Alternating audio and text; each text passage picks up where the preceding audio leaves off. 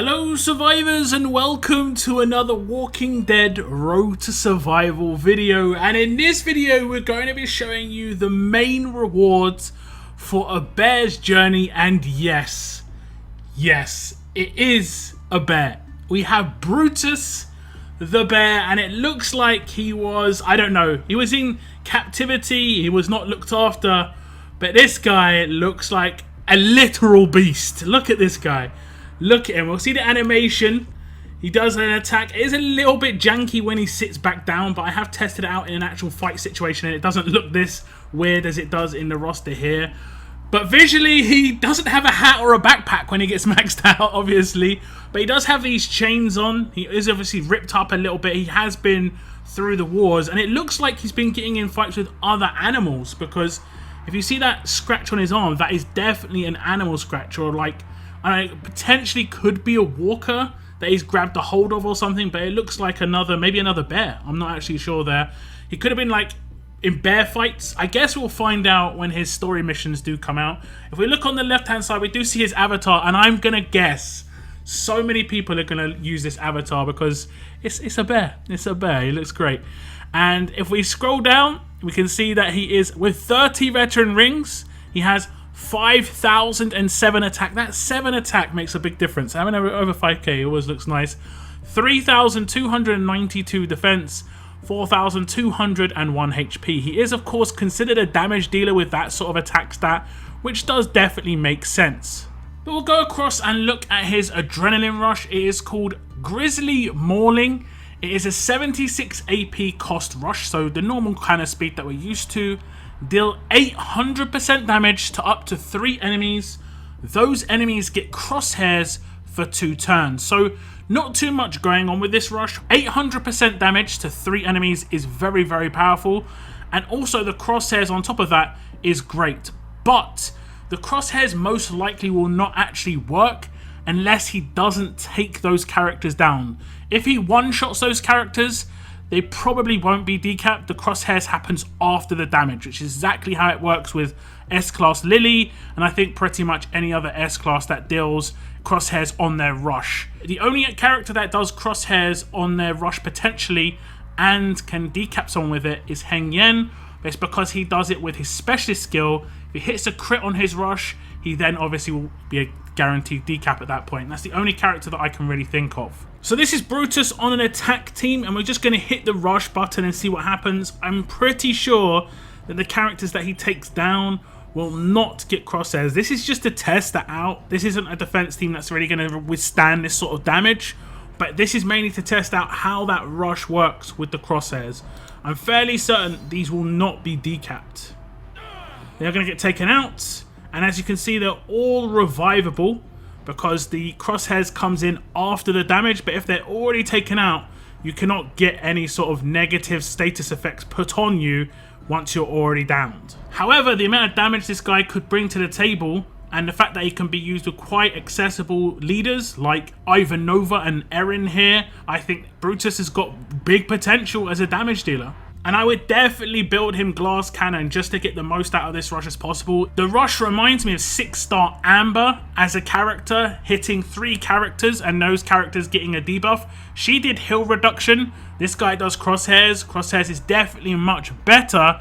But like I said, there is the downside that if you overdo the damage, then potentially they're not going to be crosshaired. However, if you do come up against extremely tanky teams, the bonus is, while it may not take them out, any follow-up damage will take them out and keep them down due to the crosshairs. So I like this rush quite a lot. Even though there isn't much going on, it has high potential. And that continues when we go across to the active skill, Confuse and Normalize. Initial cooldown of 2, cooldown of 3, and number of uses 5. Up to 2 enemies get confused and normalized for 2 turns. This means that the character you actually do the active on gets normalized and confused, and then one other random enemy that is still alive gets normalized and confused. If it hits the leader, They only will potentially get confused. You cannot normalize a leader, as normalize disables specialist skills. So if someone hasn't got a specialist skill, they just will not be normalized. It's as simple as that. And I think this is great coming on to Brutus here, because I have been using Princess on all of my attack teams, including my Erin attack team and my Ivanova attack team, which I have been utilizing a little bit more lately because I've got Michonne, and it works really nicely against Jackie defense teams. Brutus is just going to slot right in there, adding damage on top of that. This is really, really nice. Okay, so here we are up against quite a dangerous specialist, which is going to be Payback Shiva. She is in line with the character Frost, so if I was to attack Frost with, let's say, Ivanova right now with the line damage, I would trigger Payback and 3 of my characters would take a lot of damage. However, I can bypass the shield here and now select any character I want. With Brutus, I could then decide to normalize, and now if I wanted, I could rush the Shiva with my Michonne, and you can see that there's going to be quite a lot of damage going Shiva's way, and there's no payback coming back towards me. That is the big benefit of Normalize as an ability. It neutralizes specialist abilities, and obviously ones like Payback, Bide, Outlast, these nasty ones that can basically be annoying and destroy your team potentially, are going to be taken out, and that is where Brutus is going to come into great usage. So a really, really nice active. Normalize is really important for attack teams, and like I was saying before, I am using my Princess everywhere, so it is going to be nice to be able to use Brutus in Erin teams and Ivanova teams. I like characters getting leader bonuses. It just feels nicer for me if I can do that. But because Princess is so important, and you know that Normalize is so needed in a lot of cases, there's some characters you just can't take down without normalizing them. And now we're going to have a character that we can use on different teams, and I like that a lot. And I like that he brings a different type of control with his Normalize as well. It isn't taunt again, it's confused, so it makes it a bit different. Now, this is not all that Brutus brings to the table, of course. As we can see, his specialist skill is follow-up, and this is one of the most potent specialist skills in the game. It is so powerful. When Brutus gets a takedown with a basic attack or a rush, he'll get another attack, and he'll almost definitely get a takedown with that rush if you line things up properly. That is such a heavy rush. He also gains AP from the secondary attack. So let's say on the first turn he gets a basic attack takedown and he does another basic attack. It was as if he did 2 basic attacks, so he'll gain full rush AP generally. So he'll have his rush guaranteed for the second turn, or maybe even the first turn if you want to go for that command rush on the first turn, just from the follow-ups. Not with any percentage AP weapons, nothing like this, just because of follow-up and command.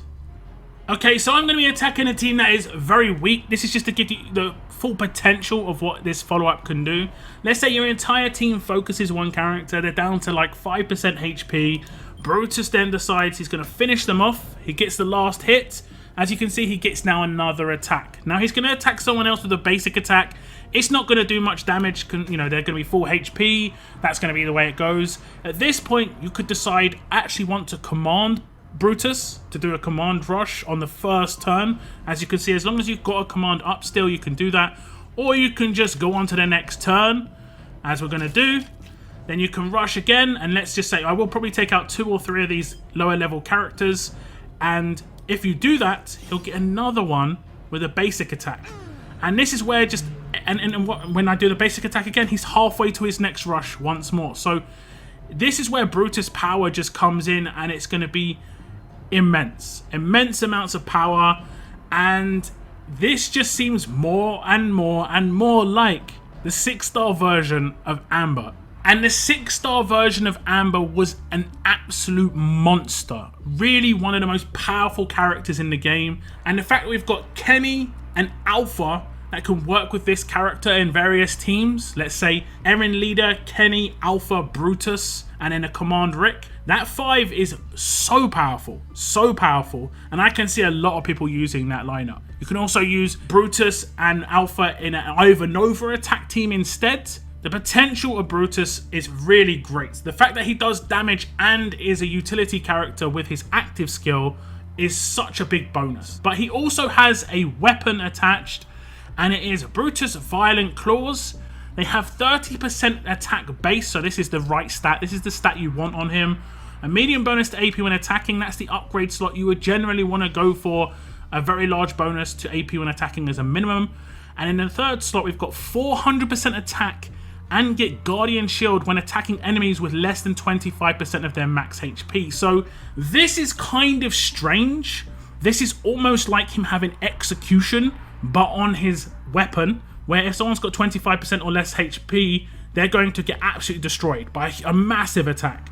But when he does this, he could potentially get reflected, whereas with execution, there's no reflect potential. It's just an instant takeout. The bonus of this weapon, however, is he will get a Guardian Shield when he does this. And the bonus here as well is it will work with his specialist skill follow-up, because 400% attack is going to almost guarantee a takedown with anyone with 25% or less HP, and that means he'll be able to get that follow-up to trigger much more often with basic attacks. Again, this weapon works quite a lot like Amber as well, where Amber had, I think, 150% attack bonus for any characters that had 50% or less HP.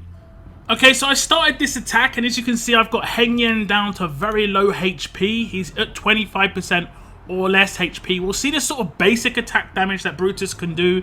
This is with base weapon, no mods. He is getting, I think, a 1535, but we'll see the sort of damage output he brings. Holy damn. Holy. Okay, he also gets a Guardian Shield on himself, but he also gets that follow-up, and that's where things just will heat up. Obviously, against this sort of team, you can then decide to rush first turn, and he's going to demolish. That was a first turn 4-character takedown by Brutus, unmodded, non-upgraded weapon, not really utilizing a lot of 1535 weapons. Damn, guys, this guy is going to be a literal beast. So we saw the potential of that weapon, and the big bonus here is, let's say someone stacks a lot of defense and HP, this guy's going to get such a high amount of attack when they're 25% or less HP that should just destroy them regardless. He should absolutely destroy them, and this will multiply with other multipliers. So if he's got 1535 weapons around, if he's got a bigger percentage attack on his weapon, so you get up to 50%, which you can easily do, you know, this guy is going to be insane. Honestly, Brutus is going to be probably one of my favorite characters in terms of just enjoyability. I can feel it already. The fact that he's an event character as well is amazing. Honestly, I think he's probably lining up along with Kenny. That duo as well, those two working together is going to be so powerful. It's going to be so powerful. It's going to be very interesting to see the sort of teams that people put together. But I can see Eren Lead, Kenny and Brutus being a mainstay of a lot of free-to-plays, because those are all 3 free-to-play characters.